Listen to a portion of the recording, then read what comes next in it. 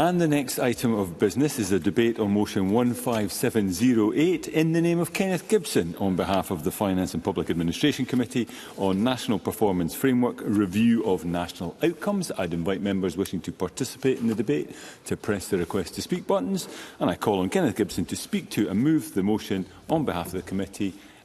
Up to 7 minutes, Mr Gibson.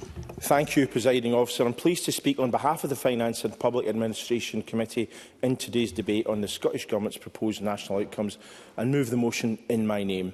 We launched a joint committee inquiry into the proposed national outcomes in May last year. I'd like to thank all those who took the time to speak with us and provide written evidence. Their input was invaluable in shaping our findings and recommendations. And I wish to particularly thank the committee's former clerk, Jane Williams, who was with the Scottish Parliament since 1999 and who retired at Christmas to head off to East Asia and the Antipodes. For her sins, Jane seemingly lived and breathed the National Performance Framework. This review was a shared endeavour with multiple committees undertaking scrutiny of the national outcomes relevant to the remits. Our focus was on the overall review, implementation and cross-cutting issues building on evidence previously received as part of our 2022 inquiry. Our report, along with the written views of other committees and today's debate, taken together, constitutes the Parliament's consultation response to the Scottish Government's second statutory review of the national outcomes. As our report shows, the National Performance Framework continues to be an important, agreed vision of the type of place Scotland should aspire to be. However, there is room for improvement, and our report makes several recommendations in relation to the national outcomes themselves, as well as implementation and delivery. Our scrutiny reflected upon the proposed change in the framework's purpose, which is now, and I quote, to improve the well-being of people living in Scotland now and in the future.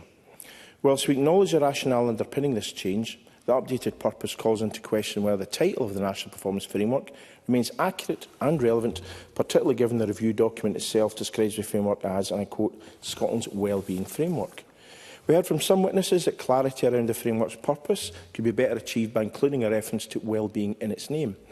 We therefore recommend that, as part of its future consultation plans, the Scottish Government seeks stakeholder views on updating the framework's name to ensure its title accurately reflects its purpose.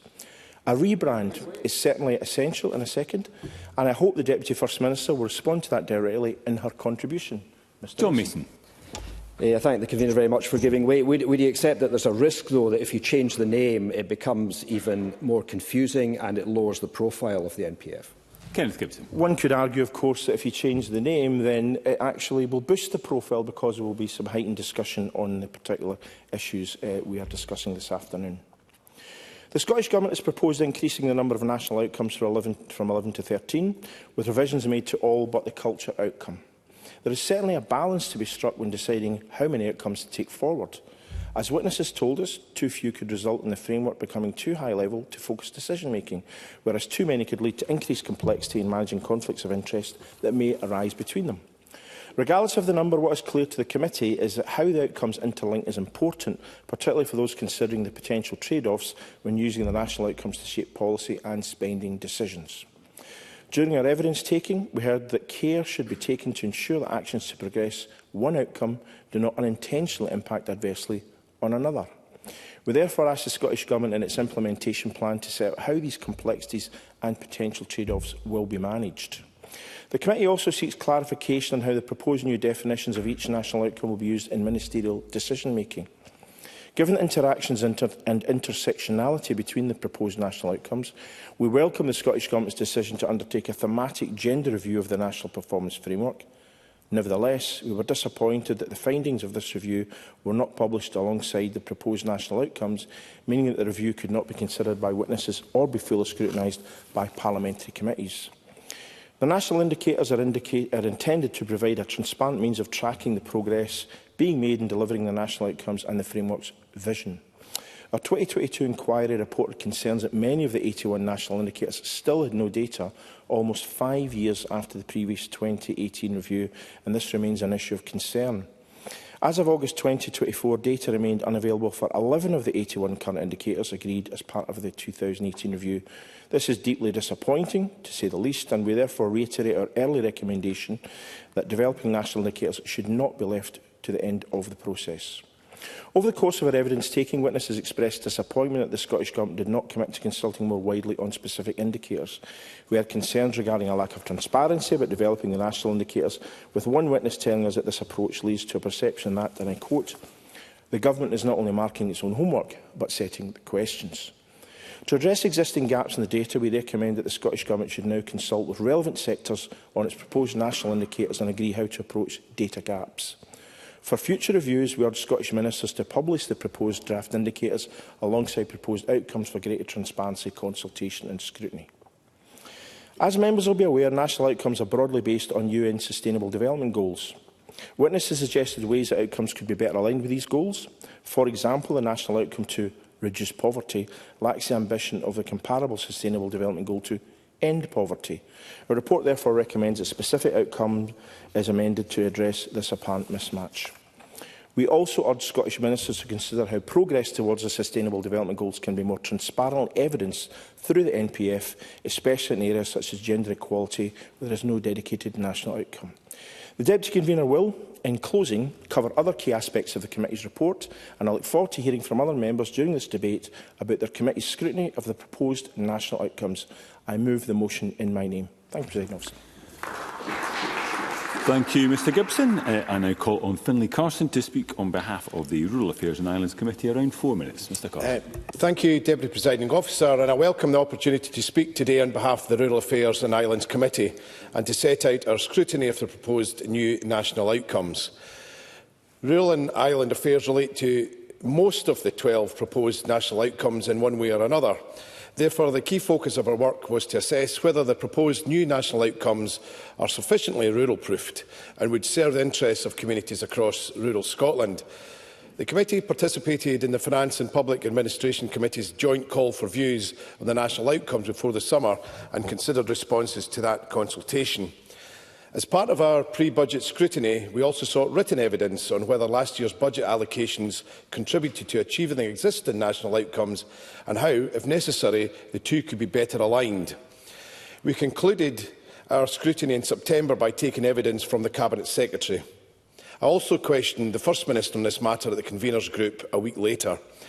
So let me take this opportunity on behalf of the committee to thank everybody who shared their views with us. We clearly heard throughout our evidence gathering that across a variety of policy areas, people living in rural Scotland have specific geographical challenges and opportunities that require specific and tailored policy responses from the Scottish Government. We saw the review of the national outcomes as an important opportunity to ensure Scotland's public sector landscape can support rural and island communities and what further measures are necessary. So let me talk about three specific issues that were highlighted to us.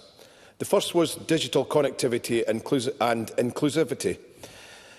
Stakeholders told us about the challenges some people in rural areas face in accessing good quality digital connections, technology and training compared with more urban parts of the country.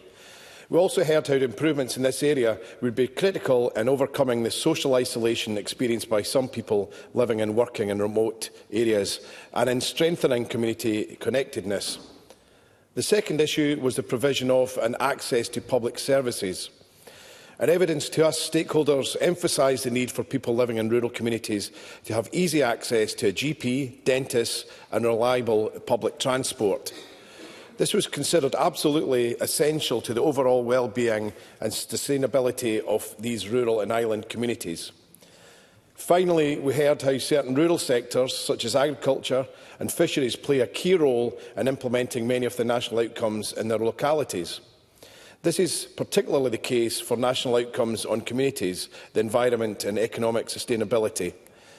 As such, stakeholders raised concerns about the implications of cuts to the rural affairs portfolio in last year's budget and called for this to be remedied as part of the upcoming budget cycle.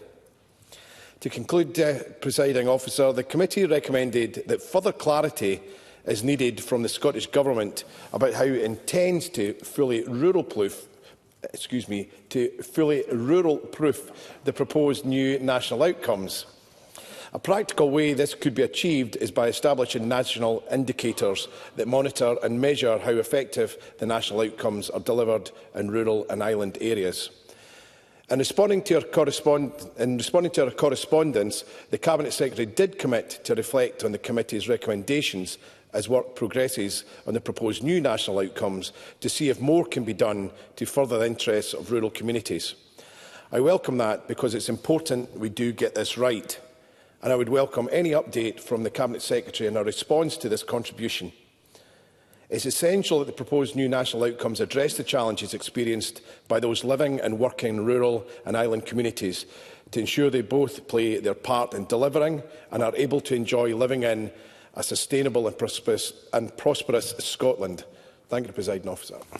Thank you, Mr Carson. I now call on Colette Stevenson to speak on behalf of the Social Justice and Social Security Committee. Around 4 minutes, Ms Stevenson. Okay, thank you, Presiding Officer. And as the convener of the Social Justice and Social Security Committee, I am pleased to contribute to the Finance and Public Audit Committee's debate on the Scottish Government's proposed revised national outcomes. The committee welcomed the opportunity to participate in the scrutiny process, and we are grateful to the Finance Committee for undertaking the consultation. This information, coupled with the evidence we have gathered through our work on reducing poverty, informed our letter to the Scottish Government. The committee thanks the Cabinet Secretary for her response and appreciates the Scottish Government's recognition of the interconnected nature of the outcomes and their relationship to poverty. We are also pleased to hear the Scottish Government acknowledges the leadership role it should play in ensuring countrywide adoption of the National Performance Framework. The outcome to reduce poverty is of central concern to the committee, and it considered this alongside several other outcomes that rely on poverty reduction to be achieved. We wrote to the Cabinet Secretary on this basis, highlighting how the national outcomes of care, housing, communities and equalities and human rights are intrinsically linked to the goal to reduce poverty. The committee explained the link between poverty and care by drawing on the research it commissioned in 2023, which found disabled households were more vulnerable to rising energy and food prices, and that disability payments were not able to meet additional costs. The committee was also recently involved in Part 5 of the House in Scotland Bill on homelessness prevention, and as part of this we heard from Crisis, who said, "Homelessness is one of the most acute forms of poverty. In order to end homelessness and achieve housing as an outcome, it is therefore clear poverty must be addressed." We also considered that the work of the third sector is essential to fulfilment of the national outcomes, especially the outcome on communities. And as part of the committee's pre-budget scrutiny this year, we heard from stakeholders across the third sector who made it clear they need more certainty when it comes to their budgets.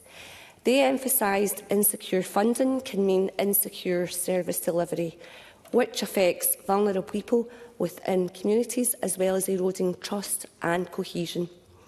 Equalities and human rights as an outcome also requires poverty to be reduced, and we were struck by evidence provided to the committee from the Scottish Human Rights Commission, which said poverty represents a failure, a violation to fulfil the right to an adequate standard of living, as is established in international human rights law. Poverty viewed through this lens is thus best viewed as a cluster of human rights violations in Scotland. As well as detailing the cross-cutting nature of the national outcomes, our letter to the Cabinet Secretary also stated that if poverty is to be reduced, it is crucial that the outcomes influence decision-making when it comes to the Scottish Budget and programme for government.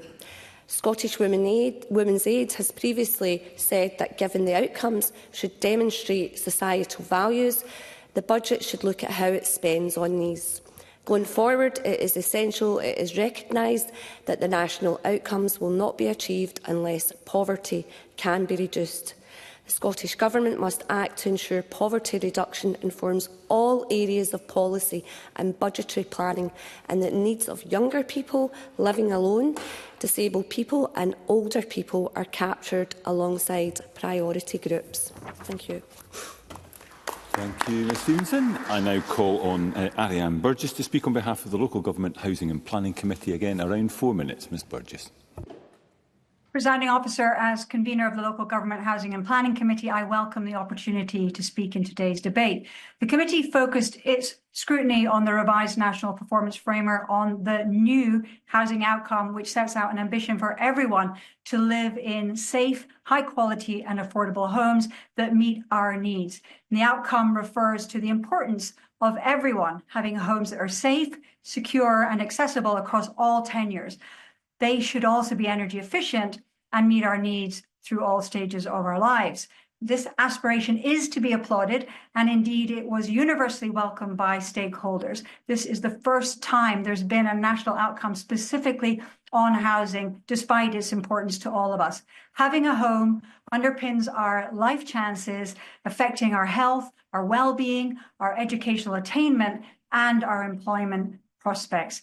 The absence of a home causes enormous damage, particularly to the life chances of children. We are all too familiar with the housing emergency which Scotland currently finds itself in, and we know the human cost of that emergency, which was long in the making. Presiding Officer, I hope that the creation of the new housing outcome can aid in the response to the housing emergency, providing clarity of purpose. Housing is a complex and systemic issue and about much more than simply building homes. And the committee hopes that the outcome will help ensure that there's a joined up approach between the full range of sectoral partners across both the public and private sectors.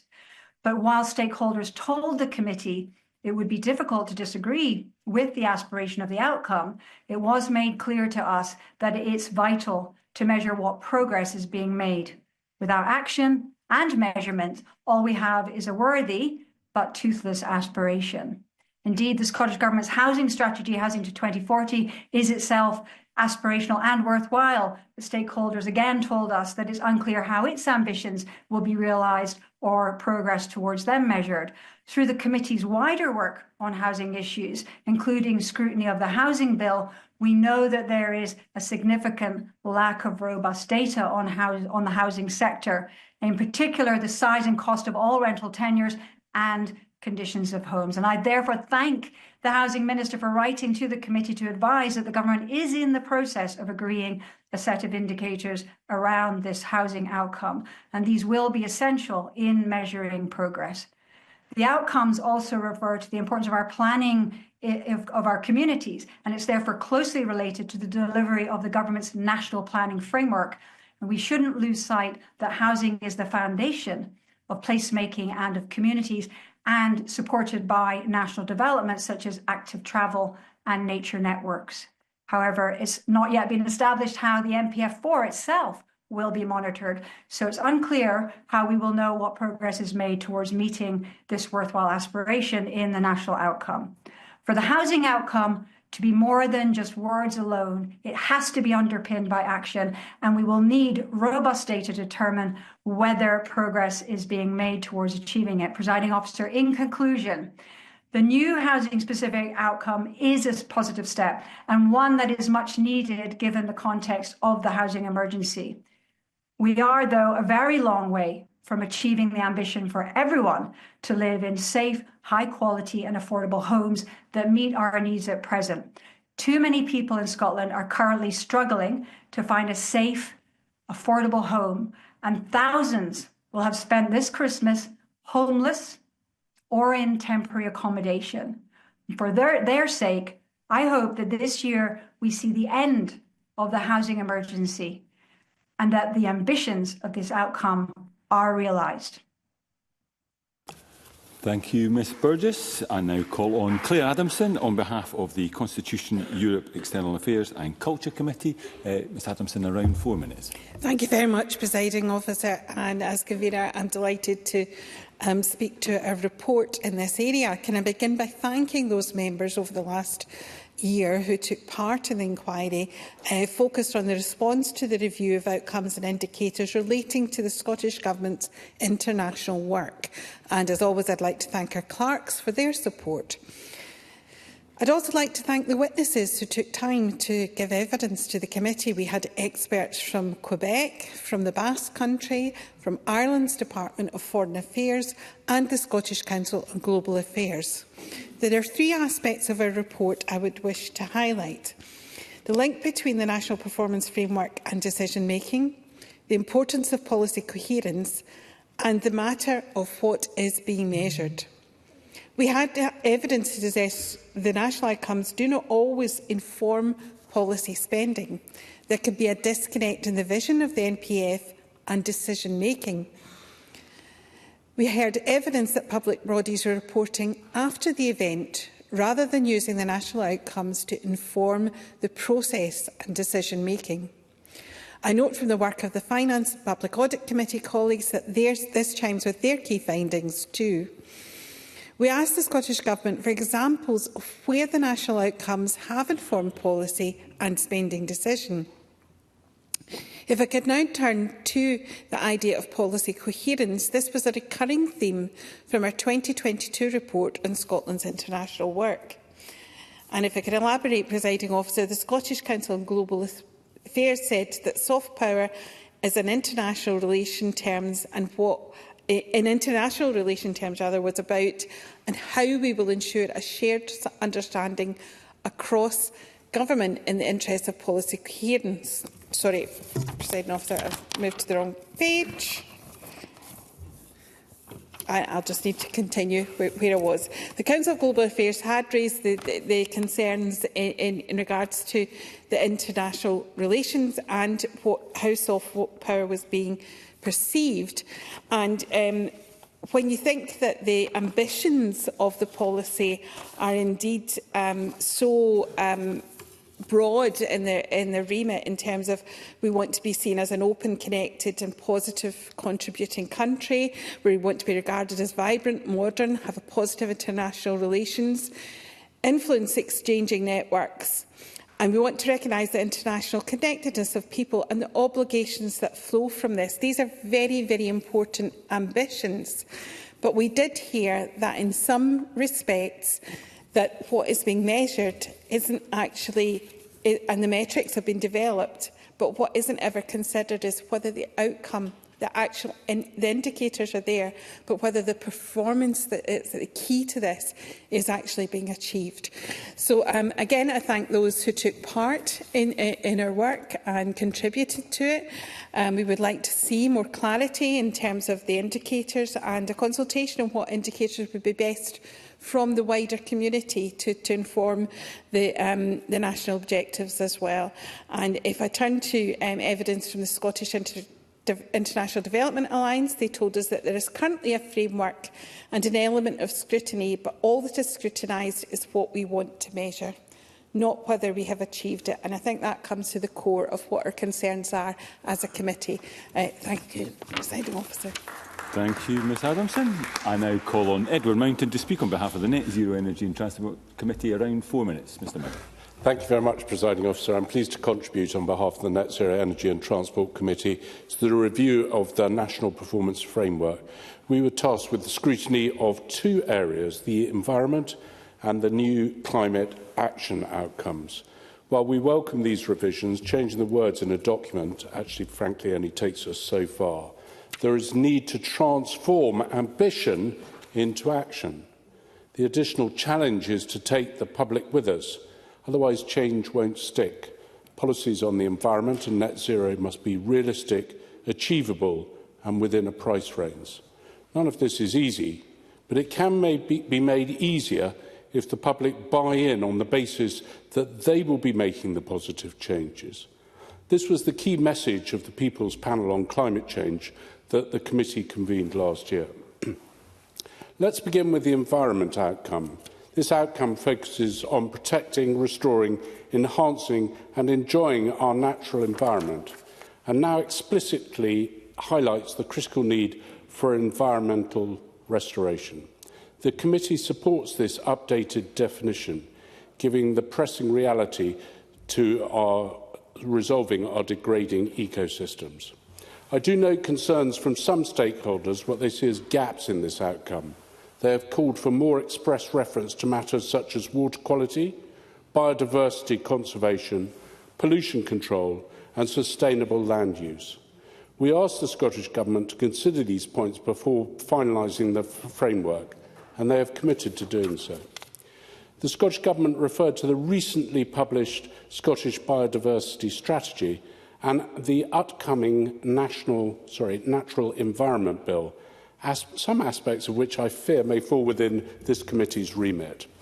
While this shows a commitment to our natural environment, fine words do not butter no parsnips.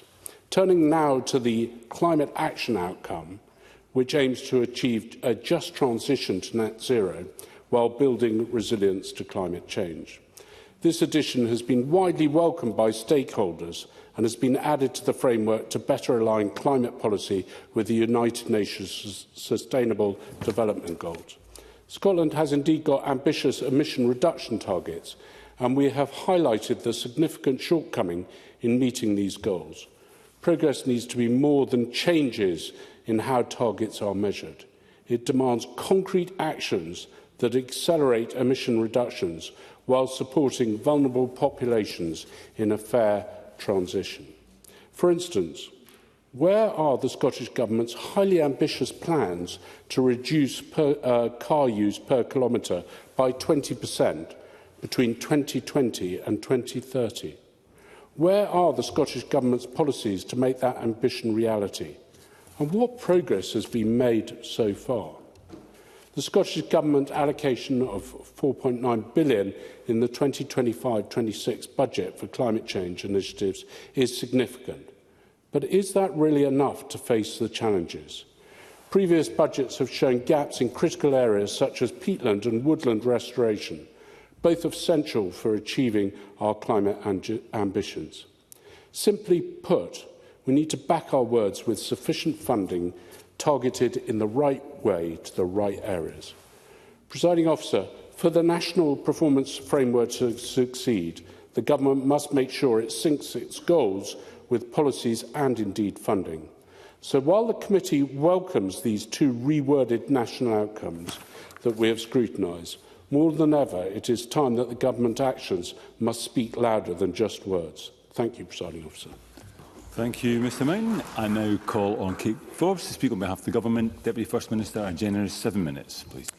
Well, thank you very much, Presiding Officer, and I'll start by thanking colleagues across the Chamber, as well as the wide and diverse range of stakeholders who've engaged with the review of the national outcomes in the National Performance Framework, and in particular all the committees who've considered evidence and have written to ministers with their recommendations. A particular thanks to the Finance and Public Administration Committee for its report published on the 15th of November, and I will ensure that the Government responds in full before the deadline of the 15th of January. Quite a number of points have already been made, and although this is my opening statement, I almost feel like it needs to be a summary of responses to the excellent points that have been identified by the conveners of all the committees that have a stake in the National Performance Framework and the national outcomes. I will. John Mason. I know at the point she's going to go into some detail and respond to the points, but as a general view, what's her feeling that the National Performance Framework is high profile enough? Because I think we've spoken to civil servants and others, and they say it's underlying a lot of things, but a lot of the public just have never heard of it. Deputy First Minister. Thanks very much to John Mason. And I think actually some of the comments he makes just there, and he made in an intervention to Kenny Gibson, have been fleshed out, I think, in some of the speakers' comments about how we ensure that the National Performance Framework actually leads to action, which I think was Edward Mountain's point. Others have talked about the framing and the branding, and there's been quite consistent commentary on the importance of measurement as well. And I think a number of conveners have made that point. And I hope that what I set out in the next 6.5 minutes will actually directly address all of that and create a bit of space for us all to figure out what to do next. I am encouraged by the range of feedback and views. I said that to the Finance Committee on the 8th of October, because I think it demonstrates the MPF's value as a means for all of Scotland's actors and agencies to debate and to challenge the collective progress that we're making as a nation. And I'm pleased that the inquiry has concluded that the MPF remains an important agreed vision of the type of Scotland that we aspire to be. And there's obviously a lot of recommendations which I welcome, focused on action and improvement. That is where we need to start. So I'd like to set the inquiry in some new context before setting out the action I propose that we take in direct response to what I've heard. Work on the current review of the national outcomes began in 2022, with public engagement in 2023. We described the scope of the review, agreed within the context of emerging from COVID, rising inflation and the Ukraine conflict as, and I quote, a course correction rather than another complete overhaul. However, at that point, none of us fully appreciated the impact of these crises. The scale of the challenge is such that if we are to meet the expectations and ambitions of the people of Scotland, I believe, and I state it today, that a more substantial programme of reform is required. That includes a more substantial reform of the National Performance Framework, a reform that would support and enhance collaboration between all the different layers of government to reach out, empower, engage communities, and to let us understand and address more effectively the complex problems we face as a society. When the National Performance Framework was introduced... Yes. Daniel Johnson. I'm interested in the Cabinet Secretary's points around the use of the performance framework as a vehicle for change. Is one of the problems with the current framework is that it's very static. It's a set of measures. It doesn't actually set out a vision for change. Does it either need to contain that, or does a vision for change, a theory of change, need to be overlaid with the performance framework as a part of that fundamental review? Well, it's a good question, one I actually would like us to perhaps explore as we proceed with a more substantial overhaul, because reforming the National Performance Framework needs to mean change.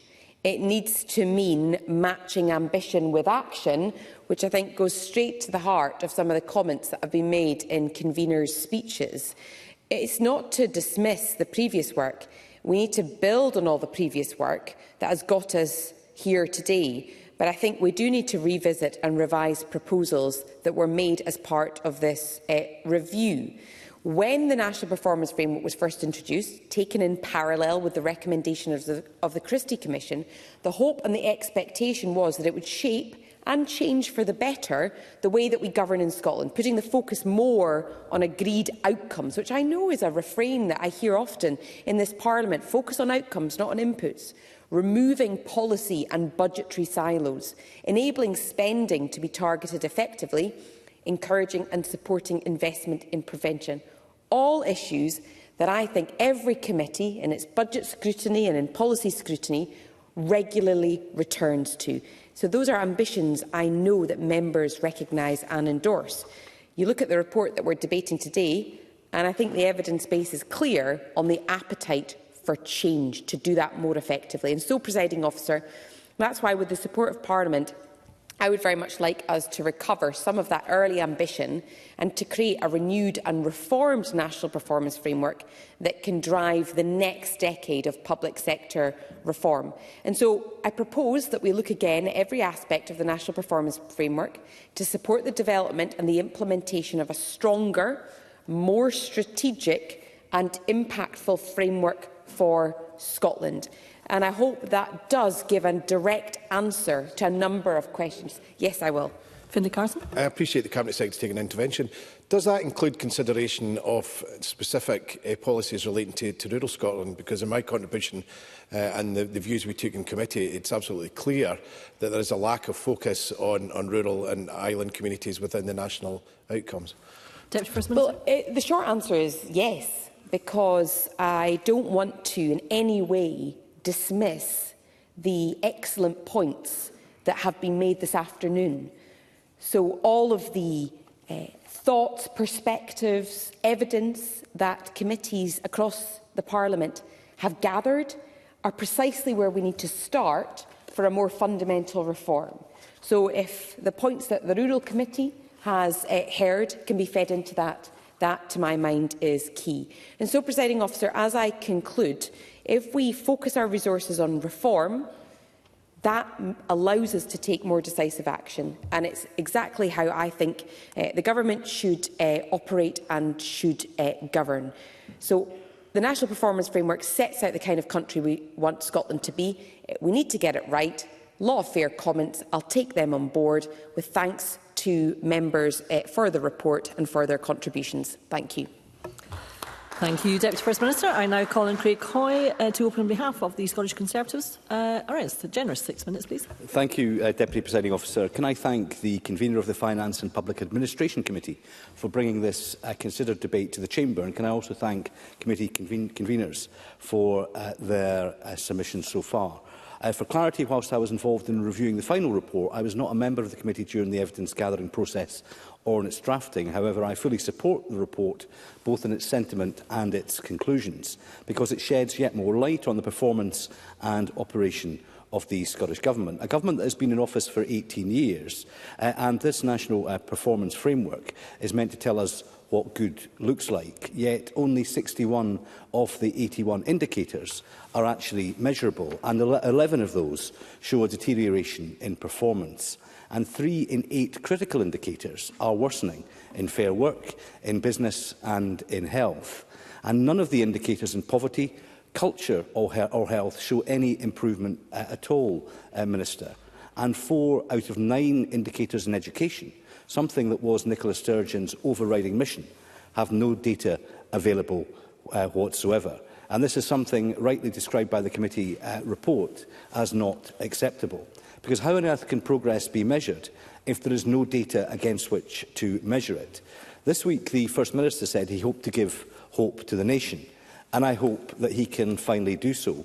For at present, far too many Scots are despairing of the SNP's record in office, a record of broken promises, profligate spending, and a lack of focus on actual and material outcomes. Targets set, targets missed, too many strategies, too many working groups, too many action groups, too many steering groups, too many frameworks, and simply not enough delivery.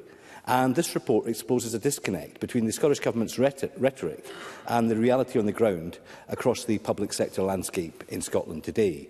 The report refers to a lack of coherence between the National Performance Framework outcomes and the stated outcomes of the Scottish Government, including of the First Minister himself.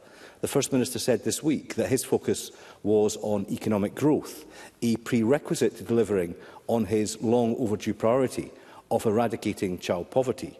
But why then do the performance indicators only measure the well-being economy, whatever that is, not actual real terms growth in Scotland's GDP? To me, an economy without growth may be many things, but it cannot be a well economy, let alone a well-being one. And this is the greatest and most damaging shortcoming amongst the many shortcomings of this government, which are obviously included in this framework. They talk of growth, yet do little, if anything, to deliver it. And how can it be deemed a priority for our nation if it is absent from the nation's framework? This is a point noted in the report, which states that the public responses were critical of the government's omission of explicit references to economic growth. Deputy Presiding Officer, this government in recent years, aided and abetted by their colleagues in the Greens, pays only lip service to growth. The First Minister today appeared on radio, repeating the mantra, but offering little in the way of an economically credible or recognisable strategy to achieve it. And if the Scottish economy had grown at the same rate as the rest of the UK, the Scottish economy would be £10.7 billion larger. And the Scottish Government would have had £600 million extra in revenues to spend on services or to support business to drive growth. Now, I accept that the UK economy has been too sluggish in recent years, but to underperform a sluggish economy is surely worse still. And it's hard not... I will give way to John Mason on that point. John Mason? I thank the member for giving way, and we have been over this point previously, but would you accept that it's very hard for Scotland to compete with London and the South East, whereas we can compete with other parts of England? Craig Coy. I would concede that it is presently hard to do so, but we could start to try to compete if we start to make ourselves competitive, which is why the Scottish Conservatives argued to lower tax in Scotland, so we would have a competitive advantage against the South East of England. I'm sorry, I don't have time. But I will take a Daniel very Johnson, helpful intervention. I would say to members there is quite a bit of time in hand. Might Craig Hoy agree with me that while it might not be possible to compete with London, it is possible to compete with Manchester, whose growth in terms of GDP per head is around twice that of Scotland currently? Craig Hoy. I thank Daniel Johnson for being helpful. It's good to see he's helpful to the Conservatives as well as the SNP these days. Now, I accept that the UK economy has been too sluggish in recent years. I accept that point. But the Scottish Conservatives, I think, are now the only party in this chamber committed to economic growth. And that's why we set out crystal clear plans for cutting tax and boosting our economy. And that's because the SNP are not focused on those common sense priorities. Presiding Officer, for the avoidance of doubt, we are. The FPAC report also mentions another discrepancy. It says that the Scottish Government wants to eradicate poverty, yet the National Performance Framework only mentions reducing it. So what is the Government's goal? Reducing it or eradicating it? But either way, it is failing because the dial is not moving. Now, less than half of the Scottish Government's key performance indicators are improving, and the rest are either stagnant or getting worse. And these statistics surely point to a government that is neither in control nor command. And this is clearly a call for reform of the national performance indicators, if they are what is meant to be driving improvements. As FPAC suggests, a proper audit of policy process means it should have greater prominence in headline announcements, such as the Programme for Government. It is currently not a practical tool for decision-making, and if the Government really wants to hold itself to account, it should use these outcomes more effectively. Now, the Minister may not be shocked to hear that when I raised the National Performance Framework in my local pub at the weekend, not a single person I asked was aware of it. So I would encourage the Cabinet Secretary to break out beyond the Holyrood bubble. I will take an intervention, then I will make an invitation to the Minister. Deputy First Minister. Can I suggest some good books and conversation starters that might help the member next time he's in the pub? But just out of curiosity from the Conservatives, obviously the National Performance Framework is aligned with the UN Sustainable Goals, which I imagine that the Conservatives, hopefully, well, he can confirm, are behind as well. How do the Conservatives see navigating a route through choices where sometimes UN sustainable goals conflict with one another? So, for example, you talked about GDP growth, which I also am an advocate for, but clearly it can't be growth at any and all expense. How does he weigh those things up in his own political choices? Craig Hoy. Well, for example, in relation to energy supply, I would clearly not be against future use of coal-fired power stations the next generation, but I would support the next generation of nuclear because that is a clean and safe and efficient way to deliver Scotland's power now and into the future. But just to repeat my invitation to the Minister, if she wants to break out beyond the Holyrood bubble, she would be very welcome to join us in the Tweeddale Arms in Gifford, where she could have a soft drink. I might have a pint, Minister, but she will hear some frank assessments of this government's performance, and I'm sure that the cost of a pint will be far cheaper than running this whole enterprise of the National Performance Framework. In conclusion, the national outcomes are not even a blunt instrument. They appear to be the wrong instrument entirely in many respects. That's why we need common sense for a change, not another nebulous, badly designed tick-box exercise that would do little to drive the meaningful improvements that our public services in Scotland so badly need if the SNP is truly to deliver hope to the nation. Thank you, Mr Hoy. I now call on Daniel Johnson to open on behalf of Scottish Labour. A generous 5 minutes.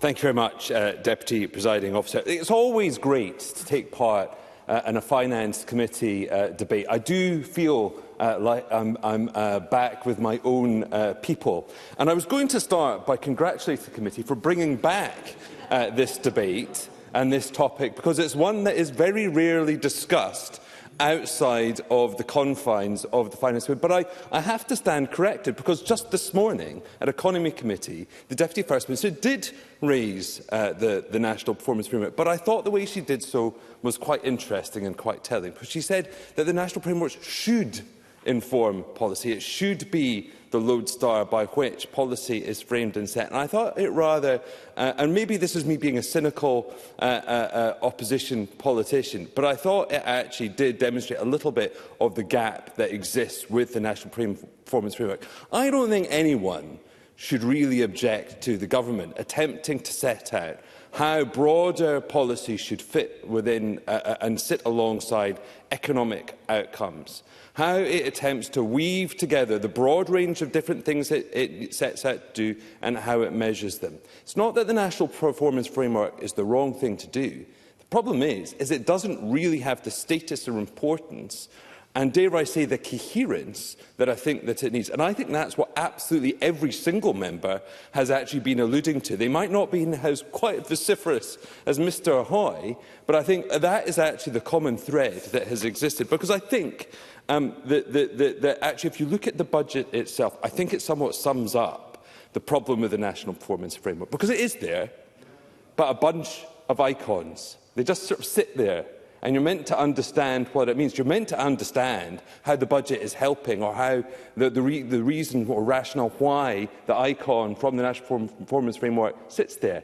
It is a bit of a, not so much a tick box exercise, but certainly a sticker exercise of sticking the right icon in the right budget area. And no one really will understand why, and there's certainly no explanation why. And I think there's also inherently a fudge at the heart of the National Performance Framework. The government has become, I think, undecided or awkward about where economic growth sits and how it should frame economic growth and how that sits alongside, I think, other policy objectives. And I think that is a great shame, because I think the National Performance Framework is exactly the place where that should be articulated. And actually, it's not about GDP growth. I would actually reject that. It shouldn't be about that at all. It should be about GDP growth per head, sitting alongside the Gini coefficient, which is an expression of inequality. That's how you understand economic growth within a broader economic perspective. And the fact that actually GDP right now is absent and not even set in those contexts as the National Performance Framework is currently set out, I think shows its weakness. Likewise, it's just a snapshot. We have the maintained, decline or improved. But without actually the broader time series, you can't really understand what that means. And sometimes the government's actually even undermining its own measures. On some measures you have maintains when actually over a 5-year period it's been improving. Or it says maintains where over a 5-year period it's declining. So if you look at, for example, a percentage of businesses with high growth, it's flat, but it says it's improving. If you look at people in sustainable employment, that's improving, but it's maintains. But if you look at the number of people in economic participating in the economy, that's maintained, but it's declining. We need context, and without context, frankly, the National Performance Framework provides no insight whatsoever. But I think it's also about structure. And I think it was quite interesting what the Deputy First Minister was saying about reform, because I think in order for it to drive reform, you need to understand the linkages. And here I think the committee has been very clear that it's important that the National Performance Framework understands and sets out interlinkages and co-dependencies. I think no clearer is that. I think it's great. I think it's useful and important that housing is part of the National Performance Framework. But actually it needs to set out much more clearly how that impacts on wages and employment, because those are the sorts of linkages that should exist with the National Performance Framework. It's the place for it, and without those sorts of linkages, it will not be informative. I mean, ultimately, I detect other bits of work within this. I look at this and I see the threads of things like balanced scorecard devised by Kaplan and Norton. I see the hints of things work by people like Michael Barber in the delivery unit from our time previously in government. But the thing that this lacks is twofold. Both of those things understand that you need to understand the weightings, the importance and the linkages between what you measure. Measuring itself is not enough. And if I may, in closing, the other important point, particularly in terms of the lessons from Michael Barber and the delivery unit, is it's not just about the measuring at all. Actually, it's about the status that you place or you give to the measures. It's not just about having a report, reporting on certain measures. You need a unit. You need a place where those measures are actually given focus and attention and people are held to account to them. And this is the greatest weakness of the National Performance Framework, because it's only at times like this that we ever discuss it. When was the last time we had a Cabinet Secretary making a statement about how their portfolio area was performing against the National Performance Framework? And actually, Finn Carson is absolutely right. that actually, if this is to be relevant, we need the ability to take the National Performance Framework and actually look at how an area like rural economy is performing against it. And we can't and we don't. And until it does, it will be meaningless. Thank you very much. Thank you, Mr Johnson. We now move to the open debate, and I would remind members that we do indeed have some time in hand at this point. And I call Michelle Thompson to be followed by Pam Gozo. Ms Thompson. Thank you very much, Presiding Officer. Firstly, let me put on record how much I personally value the potential of a national performance framework. If right, it should be bold, audacious, visionary and ambitious, to which all our efforts will aspire, and yet in the full knowledge that perfection can never be attainable. However, it's fair to say that's not where we're at. We heard the convener and others talk about purpose, and the proposed wording has moved from including sustainable and inclusive economic growth to the somewhat bland to improve the well-being of people living in Scotland now and in the future. Now, if we put this wording to the test with a multitude of stakeholders, we'd get a multitude of answers. There's perhaps merit in being all things to all people, but it doesn't exactly fill me with confidence. Now, I also share the concerns about the language and ambition around poverty. Making an objective of reduce poverty may well be politically pragmatic, but it stops well short of the ambition I believe we should be showing and encapsulated by the First Minister to eradicate poverty. Now, we've heard a huge range of committee views in this debate thus far, so I'll limit my remarks to some points that intrigued me and are hopefully different to those that have been made thus far. Would the member give way? Yes. John Mason. Yeah, I thank the member for giving way. On this point of eradicating, I mean, yes, in an ideal world, we would all like to eradicate poverty completely, but would she accept it's frankly impossible to completely eradicate poverty? Michelle Thompson. Well, of course I accept that, but what I've tried to explain is that we can't give up at the first hurdle and simply say, well, we're just going to reduce it, because frankly, that doesn't encapsulate the sort of boldness and ambition, because we're setting not only a government agenda, but country's agenda as well. And that's why I would happily keep with that, aligned with the UN SDGs, and be ambitious. I hope that answers his question. Anyway, I just wanted to make a few comments about the importance of democracy. We are now looking with increased concern at proxy actors in our geopolitics, and closer to home the attempt to influence our politics by unelected billionaires. And it was the Wellbeing Economic Alliance Scotland who highlighted in their submission that the proposed national outcomes in the wider NPF don't include any references to the values of democracy and participation beyond the value to act in an open, transparent way. Now, they describe this as a major omission. Even arguably a few months ago, we couldn't have imagined that we might need to make space, perhaps following on from the statement of purpose, to include wording along the lines of, at all times we shall act to protect the values of democracy, such as free speech and the right of assembly, and also ensure our laws and justice system provide robust guarantees for a democratic society. But this is perhaps where we're at. On another point, Dr Max French noted in his submission to the Joint Committee consultation that, based on his recent research at Carnegie UK, we could not find a single case of national outcomes where the national outcomes and indicators were actively used and not just passively referenced or aligned to in the design, appraisal or evaluation of a Scottish Government national policy or strategy. So if I could, I'd like to ask the Government a couple of questions. Firstly, how is the NPF used to inform discussions in Cabinet and elsewhere in Government? And secondly, how will the Government ensure that the NPF is always taken into account in policy decisions? Because it's only through the actual use of the NPF to inform decision-making that its potential value might at least be realised, otherwise there's no point. Another couple of points, Presiding Officer. In terms of enabling effective policy decisions, this has to be underpinned by effective data collection, and I think the Cabinet Secretary knows already this is an interest of mine. But an issue for the Scottish Government is that it neither holds nor controls all the data it needs for proper policy development. Look back to our recent discussions about the two-child cap. But the report also highlighted concerns about the lack of disaggregated data from the Equality Impact Assessment to enable a more gendered NPF and to interrogate, therefore, the complexities of an intersectional approach. Now, I'm not proposing a new massive industry of data gathering, but a move to utilising more open government data will provide the basis for rapid acceleration of improvements, particularly when linked with artificial intelligence and technology, and I think that's vital.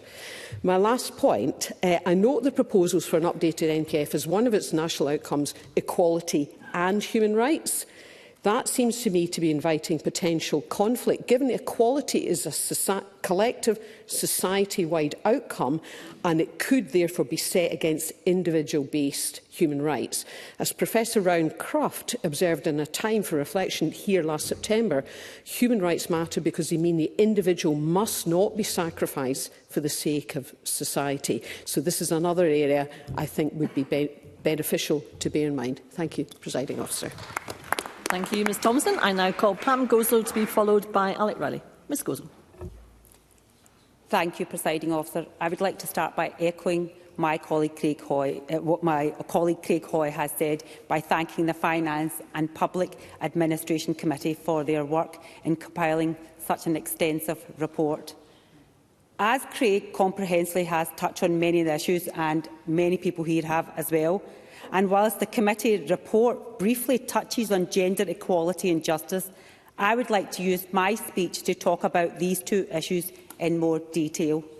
The Finance Committee report expressed disappointment that the outcome of the thematic gender review was not published early enough to be considered by committee witnesses. At the same time, the Scottish Women's Budget Group criticised the proposed changes to the national outcomes as ineffectual. The SNP government claims that they want to create a fairer and more just Scotland. However, in their almost 18 years of governance, they have been more focused on breaking up the United Kingdom than on delivering what the people of Scotland want. Let's now talk about some of the SNP's greatest accomplishments, or rather, should I say, failures. I have made it clear in this chamber many times that the protection of women and girls is of the utmost importance. The SNP government's human rights national outcome states, "We stand together to challenge unfairness, and our equalities legislation, law and practice are world-leading. We uphold human rights, democracy and the rule of law, and our justice systems are proportionate, fair and effective." The claim that Scotland's equalities legislation is world-leading is laughable and at the least. 3 years ago, the SNP government brought forward the doomed Gender Recognition Reform Bill, which, if enacted, would have put women and girls at risk. 2 years ago, Scotland became the laughingstock of the world when a double rapist was initially sent to a women's prison by simply declaring he was a woman, something the SNP government said would never happen. This is the opposite of a proportionate, fair and effective justice system. Speaking of justice system, police numbers have fallen while crime has risen. Almost 64,000 instances of domestic abuse were recorded by Police Scotland in the scope of a year, up 3% from the year before. There is no national outcomes focusing directly on justice for victims and for wider society against criminal behaviour. And in fact, there is no national performance indicator that measures actual crime rates. The SNP have also failed when it comes to other national outcomes, such as on health, with A&E waiting times skyrocketing, on climate change, with the SNP missing target after target, on education, with the attainment gap constantly widening, and much more I do not have time to go through today. Finally, I would like to acknowledge the briefing sent by Age Scotland, highlighting their disappointment on the fact that there is no new outcome focusing on older people. This organisation, I'm just winding up. This organisation does great work in standing up for the most vulnerable. Therefore, I hope the Scottish Government takes this also into consideration. In closing, Presiding Officer, I hope the new year marks a new beginning for the SNP. However, if the past 18 years are anything to go on, not much will change. Thank you, Ms Gozo. I now call on Alec Riley to be followed by Ben McPherson. Mr Riley. Thank you, Presiding Officer. I know that before this debate today we had a number of policy organisations writing to us and quite enthusiastic around this national performance framework and the review of the national outcomes. Oxfam welcomed the fact that a dedicated national outcome on care is to be included, and I think rightly so, likewise with housing. They went on and they said a major omission in the previous set of national outcomes was not to have care there, but led me to think, would it actually have made any difference to care and the provision of care in Scotland had care been included? And my view is it would not. I was interested that the Cabinet, the Deputy First Minister, spoke about the need for a more substantial programme of reform. And I would agree with that, but I do not think that the review of the national outcomes and this national performance framework will deliver the type of reform that we need across Scotland. Far from it. And from that point of view, I would tend to describe the framework and its history over these years as a failure, because it's not improved public services across Scotland. Far from it. I was, for 7 years, a member of the Fife Partnership and would attend meetings every 3 months. Indeed, I chaired the Fife Partnership for a number of years. And officers would come along and there would be lines to the national outcomes and lines to the national indicators, and boxes would be ticked. And eventually I thought this is a tick box exercise that is not achieving that much. So that would be absolutely, that would be my view on this. John Mason. I thank the member for giving way, and he makes some valid points. Does he think it's trying to do too much, that there's too many outcomes, and if we just had, say, 3 or 4 outcomes, that would be better and would make more impact? Alec Riley.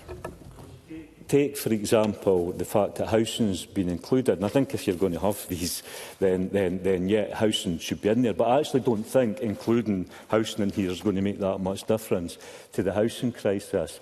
Now, most people here, I certainly know my office, covering Mid-Scotland and Fife, has hundreds of constituents contacting us every year. And it is heartbreaking when you meet people, when you listen to the problems they have in terms of being homeless and poor housing conditions, etc. And we're not making the progress. If anything, it's getting worse. Who would disagree with the outcome in terms of housing? We live in safe, high-quality and affordable homes that meet our needs. We ensure that everyone has housing that is safe, secure, accessible and affordable. Homelessness and the causes of homelessness are addressed. And it goes on. But all that really is at the end of the day is some kind of wish for how you would want it to be. Actually, if we want to tackle the housing crisis in Scotland, we're going to have to do far more than come up with these nice words to be able to do that. Deputy First Minister. I thank the member for that. I'm very interested in how you do this. And just for the avoidance of any doubt, what I'm suggesting is that we reform the National Performance Framework itself so that it leads to reform, because I take on board the criticisms that have been made. But how you deliver big societal change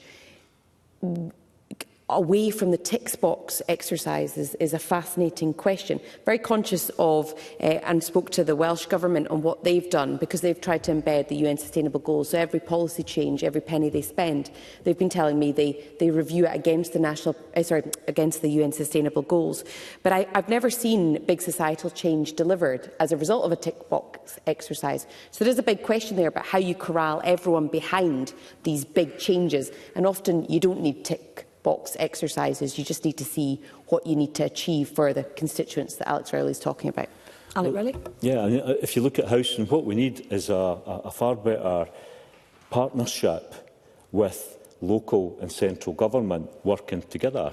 And we need a national house plan, but we need 32 local delivery plans on how we're going to build the houses in each of the 32 local authorities. So that partnership has to be, and I use the word partnership, it's about treating both levels of government as equals, coming together and working out from a national strategy how you're going to deliver locally. Finance is clearly part of that, but so is planning, so is the acquisition of land, so therefore powers for local authorities. So if you're able to come together and work, then the idea you achieve this outcome, you need to go much further than just words and simply go into partnerships and ticking off boxes. So I don't believe. The final point I would make is the Deputy First Minister mentioned Christie. I remember when John Swinney and Derek Mackay at the time coming round the local authorities, talking about Christie, talking about this framework and how we would deliver. We failed. You know, Christie was clear that prevention was the way forward. We had to prevent people from getting to the point when they were in hospital. We needed to give people warm, secure homes. We failed in all of that. Prevention we have not achieved. So we've had a lot of warm words, a lot of strategies, but actually what we've had is a lot of failure. If we're going to transform Scotland and drive it forward, we must go beyond warm words. Thank you, Mr Riley. And I now call Ben McPherson. Mr McPherson. Thank you, Presiding Officer. For me, the National Performance Framework has certainly made a positive impact since 2018. Not perfect, but it has provided an overarching framework and focus on these national outcomes that reflect our shared priorities, embedded within the international aspirations of the 17 Sustainable Development Goals. Together, they have been a North Star in a time of challenge. And let us not forget, and I recognise the points that have just been made by Alec Rowley, but we've been in a context, not meaning to make excuses, but to provide reason, where we have had a period of austerity, we have had unexpected interruption in terms of Brexit, in terms of the pandemic, in terms of the current situation with the war in Ukraine, and the impact economically of UK government decisions on the economy in recent times. And I say that to provide context, because I do think it's important for how we move forward, and I'll say more about that in a minute. The 11 national outcomes and 81 national indicators, as I said, have given us a sense of where to aim for. Some have said they're nebulous, others said they're nice words, but they have provided a useful and, I think, effective map for stakeholders, for civil servants, for public bodies, for local authorities and for the government itself. And the government has had to report every year on progress towards the National Performance Framework. Public finance ministers have had to do that. So, thinking about moving forward, which and the Cabinet Secretary, of course, has provided some insight as to the process that the Government will now undertake in order to do that. There is a question around what I call passing the Leith Walk test, which is, if I was to walk down into my constituency and say to people going past, what do you think of the National Performance Framework? I mean, there are quite a lot of civil servants that go up that way, but if I wasn't lucky enough to bump into one of them, I'm not sure that, that there would be much recognition. And I say that not to diminish the work of the National Performance Framework or to undermine it, but to provide background of when we move forward to whatever comes next and build on the National Performance Framework. To me, it has to be about how do we set shared goals that we all know and recognise. And actually, what is the vision for Scotland for the next parts of the 21st century? We're 25 years into devolution. We have entered, and others have said this, a period now where we've moved beyond the 2014 referendum and what was before and after that. So we're in a period now where there is still difference in our politics in this chamber, of course, and in wider society. But we have to get into a place where we also discuss, and I think we need to discuss it more, focus on the positive, focus on the shared more than the negative and the conflict of what do we agree on and what do we want to do and how do we have both tangible and aspirational agreed positions that we are bound together around beyond the election cycle.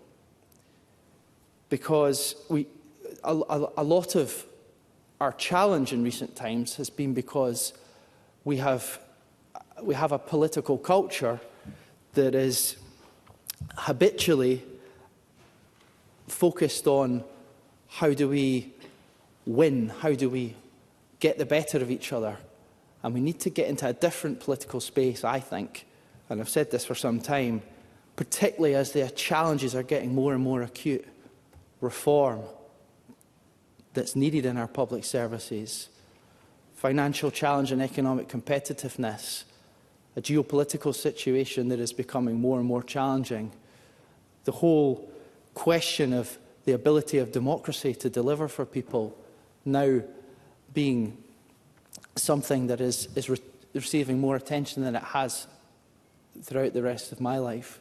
So I think this is a really amazing opportunity for all of us. Yeah, sure, if I have time. Yeah. Thank you, Presiding Officer, and thank you to Ms McPherson for taking the intervention. In the debate this afternoon, there have been a lot of us speaking as committee conveners, of course, and one of the things that my own committee had highlighted in our report was a kind of lack of sharing of what the goals are within the committees themselves. So Mr Johnson was talking about that as well, and that we sort of allocate these pictures, these tablets like Scrabble pieces to us, but we don't actually have an understanding of what the priorities of. So for my own, if I look at the SEAC committee report, we talk about a feminist foreign policy, which touches on the issues that Ms Gozal was talking about. We talk about the promotion of human rights, which of course is throughout the work of the Parliament and what we do globally, but also climate justice, which Mr Mountain was talking about. But I don't know if the international understanding, the large vision about climate justice is ever discussed in the Net Zero Committee. So do you think that as a Parliament, as well as politicians and parties, that we have to maybe examine in how we actually deal with these as well? Always through the Chair, Ben McPherson. I think Claire Adamson has said that absolutely brilliantly, and I couldn't disagree with anything that she's put forward. And I think it gets to the heart of both in the parliamentary domain and the public domain. How do we get to a position where we may disagree on the Constitution, we may disagree on financial policy and taxation, we may disagree incrementally on different issues of devolved policy, but where are the shared pillars, anchors, agreed outcomes that we're determined to get to and we know that are right for all of Scotland? And to me, as we take forward the National Performance Framework, that is the opportunity and the challenge. Thank you, Ms McPherson. We now move to closing speeches, and I call on Daniel Johnson to close on behalf of Scottish Labour. Around 4 minutes. Thank you very much, Deputy Presiding Officer. And yes, I'm afraid it's true you're going to have to listen to me twice in this debate. But let me follow on from the last two speakers directly, because I think Ben McPherson's right. You know, we do need to actually concentrate in these times, which are challenging, on substance, not personality. But I actually think this is a debate which goes to the very heart of that, because I think, done right, this stuff could make a difference, but it doesn't. And actually it does need to be challenged. And I think there's actually been acknowledgement to varying degrees of enthusiasm and diplomacy that there is something not quite right with the National Performance Framework. Because I think Alec Rowley hit the nail absolutely on the head. Would it make a difference if something was included in the National Performance Framework or not? Will it make a difference whether housing is there? No one is disputing that housing should be in it. It absolutely should. Because if you don't have good housing, as speakers have throughout the debate highlighted, you are just going to make poverty worse. You're going to make it harder to meet your objectives, whether it's on the economy explicit or even around healthcare. Because if you don't have secure housing, how are you ever going to access good healthcare?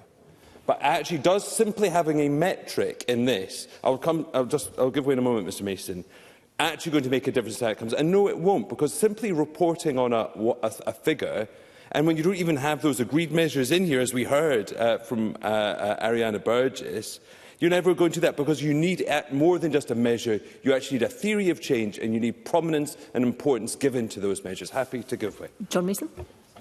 I thank the member for giving way. I mean, I agree to some extent with what he's saying, but at the same time, I mean, would you accept there's been such a push to have care added in and some other issues that clearly some people out there in the third sector and beyond do think it makes a difference to have them in the national outcomes. And probably it should make more difference, but it is making a difference. Daniel Johnson. Look, these things are important, are absolutely correct. But actually, will putting these things in here actually make a difference? No, it won't. And it's not because of what you measure. I think Mr Mason has intervened a number of times asking, do we need to reduce the number? Is it that it's too complicated, too short? And I think that's, with respect, the wrong question. The question is whether or not these are given enough importance, because measuring things can make a difference when you actually place sufficient prominence and importance to them. Let's just talk about waiting times in the health service. If there is a number that makes the government flinch, it's that one. Because not only is it given prominence, actually people also understand what it means. Now, people understand that waiting times isn't a perfect explainer of how good your healthcare is. Lots of other things are important too, about how good the quality is when you actually arrive at the point of treatment, how efficiently that is done, the expertise. But waiting times are a good analogue, a good indicator of how well other parts of the system may be subsequently performing. So if you're serious about this stuff, I think you need two things. First of all, it needs much greater performance. And with respect, simply publishing a report once a year doesn't cut it. You need to get ministers in here reporting against them. Furthermore, you need actually groups meeting within government, holding people to account, actually understanding how these things work. But actually, more importantly, and I think it goes to what the Deputy First Minister said earlier, actually, they can't just be about measures. They can't be about just telling you what things are. There actually has to be a theory of change embedded within them. Understand what are the measures, not just tell you how things are, but how things are changing. Because right now, as I see it, there's nothing in there. And there's also too many fudges. Because I think there's one point I absolutely do agree with Mr Hoy about, is the fact that it sort of dances around the economy. And I actually fundamentally believe that, yes, things like poverty are fundamentally important, but unless you have a clear-eyed view of how your economy is performing, whether it's helping people into better jobs, better wages, better work, you are never going to be able to deal with things like poverty. You're never going to be able to deal with things like homelessness. And if you dance around those things rather than dealing with head-on, you are very likely to make things worse and not better. So we need greater importance. We need people held accountable to this. We need actually measures that measure change, and we need the economy to be front and centre within the performance framework rather than skirted around. Thank you very much, Deputy Presiding Officer.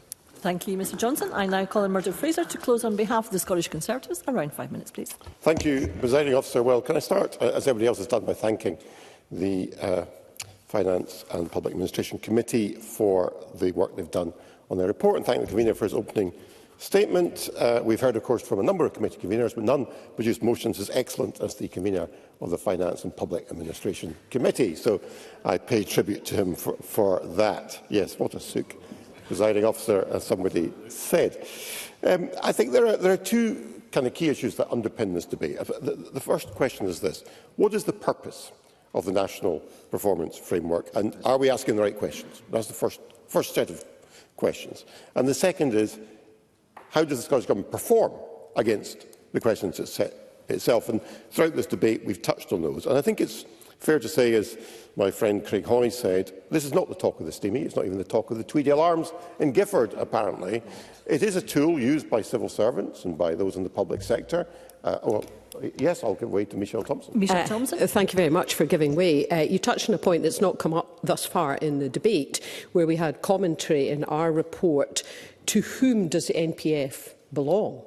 To the Scottish Government or to all of Scotland? And there is merit in both those arguments, because if all public sector agencies are aligned to the higher mission and values, I can see that working, but then it does leave a gap. They feel as though, or rather a report expressed, they felt as though they were doing everything, and asking where does the government fit. I'd be interested in his views on that.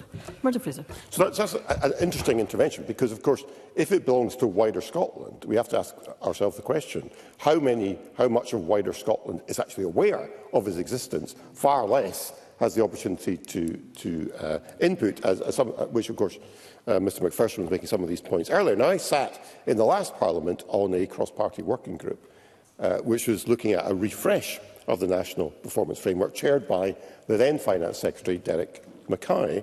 And what we found was that discussion was dominated by third sector, sectoral interest groups, who were all there to lobby for their particular interests. And in fact, Derek Mackay and I found ourselves unlikely, perhaps, allies in trying to push back against some of this and try and keep the focus on what should be the core function of government. And that leads me on to the issue around the economy. Mr Johnson was just talking about this a moment ago, which I think is fundamentally important, because I would share the view that Craig Hoy expressed, indeed Michelle Thompson did too, that there needs to be more of a focus on the economy when it comes to the national outcomes than is currently the case.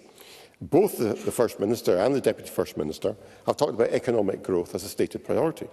But there's no mention of economic growth per se in the national outcomes. Instead, the focus is on the well-being economy. And we've discussed... yes, I'll give way to Mr Brown. Keith Brown. I thank Murdo Fraser for taking intervention, and I think the economy is a very good area to focus on, because perhaps one of the issues over the years has been the eagerness to set targets, set outcomes or elements of the National Performance Framework for which the Scottish Government is never going to be entirely responsible, or it will never be in its gift to deliver alone. It will be a joint effort with elsewhere. And if there was to be a mutual understanding of what the responsibilities and inputs into the economy and targets that you have for the economy, as between, say, Westminster and Scotland, you're more likely to get a meaningful outcome, and also the accountability that should go with that. Murdo Fraser.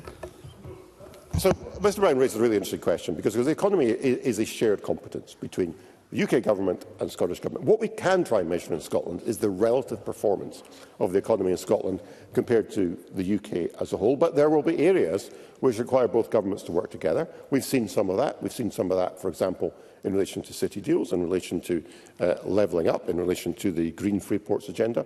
But that's an area that requires perhaps a bit more work. But returning to what I was trying to say about the economy, Michelle Thompson tried to explain what the term well-being economy means. I've yet to hear, with respect to Michelle Thompson, a clear definition of what well-being economy actually means. And until we have that understanding, we're never going to be clear about the purpose of economic growth and how it sits within the National Performance Framework. Because I'm very firmly of the view that economic growth is important, is a good in itself. Creating wealth is a good in itself. That's how we help eradicate poverty and spread wealth through society. And it's disappointing that what should be a key objective of government to drive economic growth is not covered in the national outcomes. And the committee in its report highlights the fact that many consultation submissions raise this concern regarding the omission of explicit references to economic growth. And the committee also called for an effective implementation plan for the national outcomes. If this is to be more than a box-ticking exercise, then we need to see a plan for delivery. And these criticisms are not new, having been raised back in 2022. The government says it will provide such a plan, but we still haven't seen it. And my final point on this first question of how the framework is drawn up is what is not measured. So where is the measurement, for example, of efficient use of public resources in government? Where is the measure for a target for efficiency savings in government departments? It's commonplace in the private sector, but we don't see it here in the public sector, Presiding Officer. Am I okay for time? I think probably another minute would be fine. be Thank in order. you. I can try and say what I've got to say in another minute. So I just want to touch very briefly then on effectively the second question, which is the question of performance. There are 81 national indicators. As Craig Hoy said, only 61 are actually measurable. As of last year, there was no data available for 11 of those, despite them being agreed as part of the previous review in 2018. We can't measure progress if we don't have the data. Precisely. Of the 61, less than half show performance improving, and 11 even show worsening outcomes. 3 out of 8 indicators are worsening in both the Fair Work and Business and Health categories, and 4 out of 9 indicators in education have no data actually available. So what this report tells us is the government is simply failing either to deliver on its national outcomes or indeed to demonstrate it's making any sort of serious effort to do so. So, Presiding Officer, I think there are weaknesses here. Is the National Performance Framework a useful tool? It may be. I think, frankly, the jury is still out on that. But if we accept it exists and it has a purpose, then the government has to do much more to demonstrate it's actually trying to meet the very objectives it has set itself. Thank you, Presiding Officer.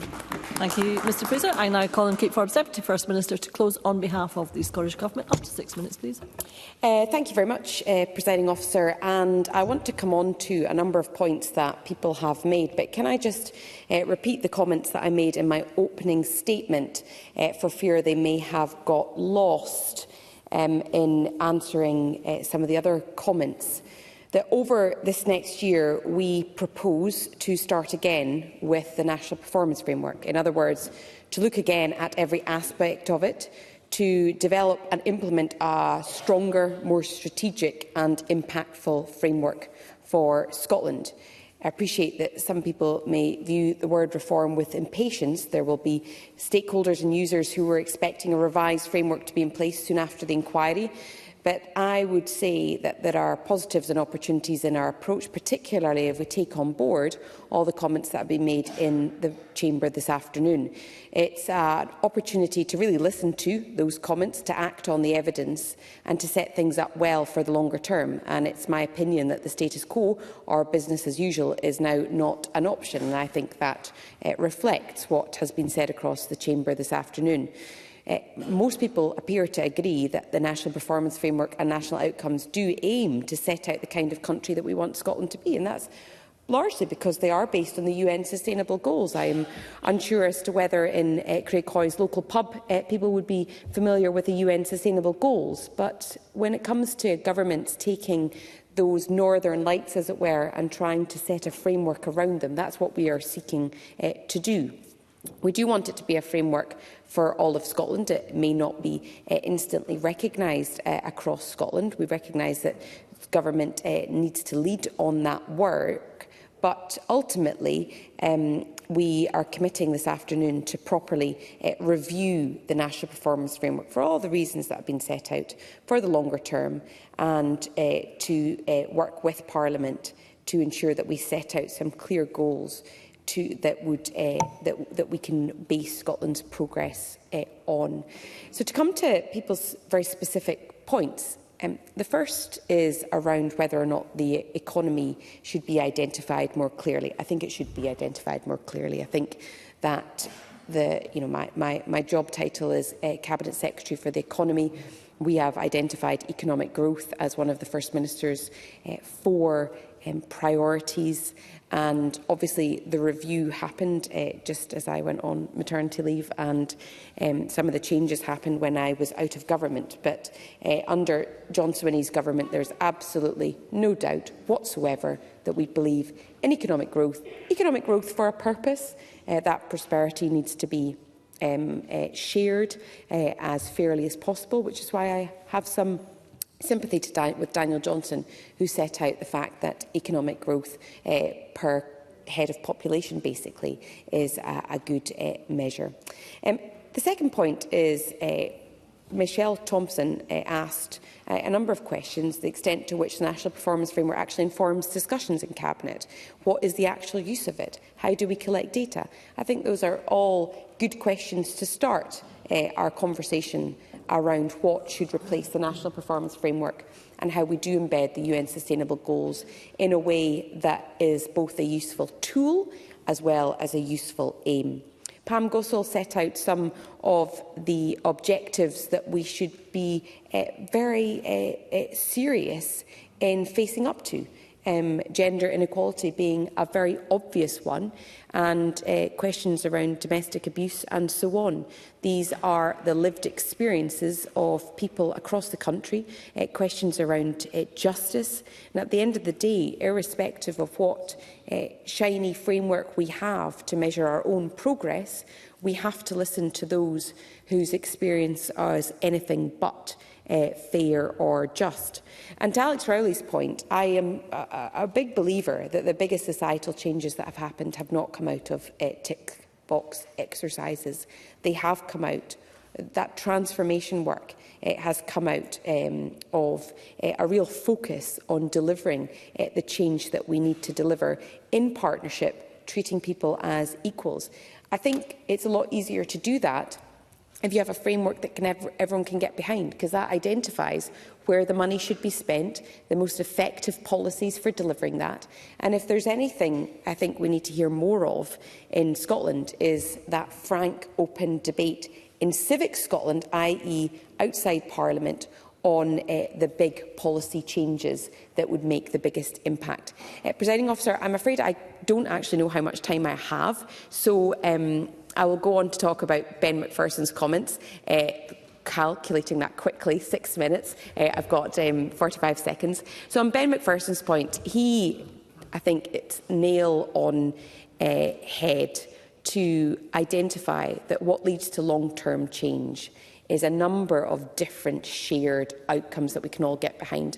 Going back to sitting on the Sustainable Growth Commission a number of years ago, what came through loud and clear from comparable countries that had delivered the biggest change, particularly around economic prosperity, was that they looked over a 25-year period. And irrespective of who was in government, there was a shared view, shared perspective on what would lead to the biggest change, and that stakeholders could rely on the government delivering on those changes irrespective of who was in government. And I think Ben Macpherson is absolutely right, and he identifies precisely why we do need a framework and we do need clear goals to get behind, and that is what we propose to do. Thank you. Thank you. And I call on Michael Mara to wind up the debate on behalf of the Finance and Public Administration Committee. If you could take us to 5 o'clock, Mr. Mara. Thank you, Presiding Officer, and pleased to close the debate as the Deputy Convener of the Finance and Public Administration Committee. Can I thank members for their participation, the support of our clerking team, outstanding clerking team, for the preparation of this report. I think probably the sense of colleagues was, if we are to have it, how can we make it work better? I think would be the overall situation with this report. And obviously the Deputy First Minister has set out, both in her opening and closing remarks, that she intends to start again with this process. And in some regards, I hope she takes note of the many observations, the evidence that we've taken as a committee over recent months, and also she's intended to do the contributions from colleagues today. So I'll outline a little bit of that evidence and then reflect something of the debate that we've heard. So as part of our investigation, the committee did hear that the Scottish we would say that we would welcome the commitment to produce what was to be an implementation plan. The status of that I am not exactly clear on, given the Start Again pledge from the Deputy First Minister. But that idea of marrying the national outcomes to a clear path to implementation was very much a part of the considerations of the committee, and I hope they would take that on board. So we had received insights in our evidence from what that plan could look like, the implementation plan, some of the suggestions around the use of clear time-bound targets and indicators for each national outcome, strong communication strategy to ensure that outcomes are more widely known of, and there are a clear outline of how the outcomes support and are in tension with each other, something that came through much of that evidence. And we have urged the Scottish Government to reflect those recommendations as clearly as they can. We also heard much, and it's been reflected in the debate today, about the use of data that was gathered from the national indicators and how they might be used to assess both past performance and inform future decision-making. And we've therefore recommended the plan should set out how data should be used to inform that decision-making, and that is going to be absolutely critical if this kind of tool is to work. There was, I think, a very significant amount of the evidence we received reflected on whether the National Performance Framework was clearly visible in the decision-making processes that the Government was undertaking. And there is a concern that it has reduced, again reflected in many of the contributions today, in the visibility of the Government's work, Presiding Officer, and how it's taken, how, for instance, the interaction between the national outcomes and the identified First Minister's 4 key priorities and the relationship between them. And I detect certainly a great amount of that tension outlined by the Deputy First Minister today as well. Witnesses clearly described the Scottish Government's commitment to this kind of tool as being patchy and mixed, I quote, and they raised concerns about the prominence of that framework and how it declined since 2007. And I think that issue about visibility has been quite clear in the debate.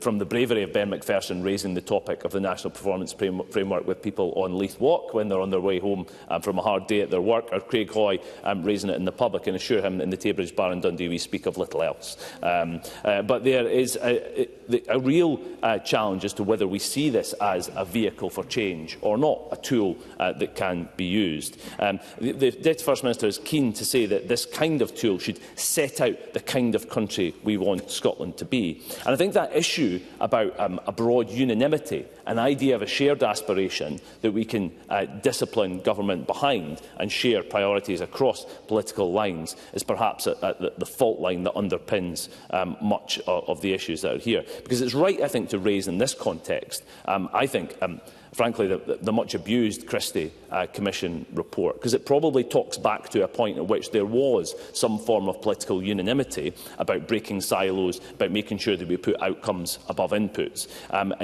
But on that basis, it's clear that if this was the tool that was to allow us to achieve that, it has not worked.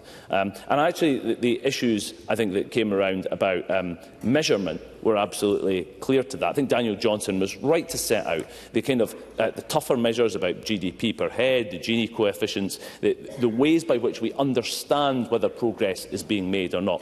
I know a recent work in Estonia with the Finance and Public Administration Committee, we were introduced to something that they called the Tree of Truth. I think something that might be open to a little bit of scorn in Scotland, if I'm honest, in terms of the way that it's presented. But it's really a tool that tries to do much of what we are presenting here, which is to try and understand whether the public feel progress is being made or not being made. So I commend it to the Deputy First Minister as an example, perhaps, of a tool that could be used in this kind of regard. And I think that the core issue within this debate is the distance between, I think, political intent and organisational principle. So, in essence, whether actually what we are talking about is where we want to go, or the question about how we get there. And I understand, I think, the Deputy First Minister describing how we actually want to try and use a tool like this to discipline government and civil service in a way to focus them on collected aims. But Alec Rowley, I think, was very clear in where he has seen in the operation of this kind of tool in Fife a literal box-ticking exercise, that literally that's what it had become. And it saw no real impact in terms of the lives of the people in Fife that he has served for decades. And I think that would be a concern to somebody who was developing a new tool in this space, and to not allow it to become more of that. I think that Michelle Thompson talked very eloquently about this issue, about whether we are setting an ambition, and the phrase North Star has been used by other speakers. Where are we headed together? And that question about whether it's the journey, the direction that's as important in terms of where that might be achieved if we are never to reach a final shared destination, and I think was very well put. And I think crucially within this, the contribution touched on what we might have thought as just a few months or even years ago as unalienable and self-evident truths about what was solid and what was reasonable, whether that be democracy, whether it would be security in Europe. And when all that is solid melts into air, then we're in significant problems, and perhaps this tool alone isn't going to help us reach that destination. Presiding Officer. Thank you. That concludes the debate on National Performance Framework Review of National Outcomes. It's now time to move on to the next item of business, which is consideration of Business Motion 16027 in the name of Jamie Hepburn on behalf of the Parliamentary Bureau setting out a business programme. And I call on the Minister to move the motion.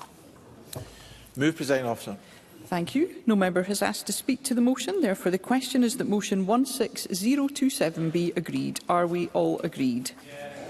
The motion is therefore agreed. The next item of business is consideration of two Parliamentary Bureau motions, and I ask Jamie Hepburn on behalf of the Parliamentary Bureau to move motions 16028 and 16029 on approval of SSIs. Move, Presiding Officer. Thank you, Minister. The question on these motions will be put at decision time, and there are two questions to be put as a result of today's business. The first question is that motion 15708 in the name of Kenneth Gibson, on behalf of the Finance and Public Administration Committee on National Performance Framework Review of National Outcomes be agreed. Are we all agreed? Yes. The motion is therefore agreed.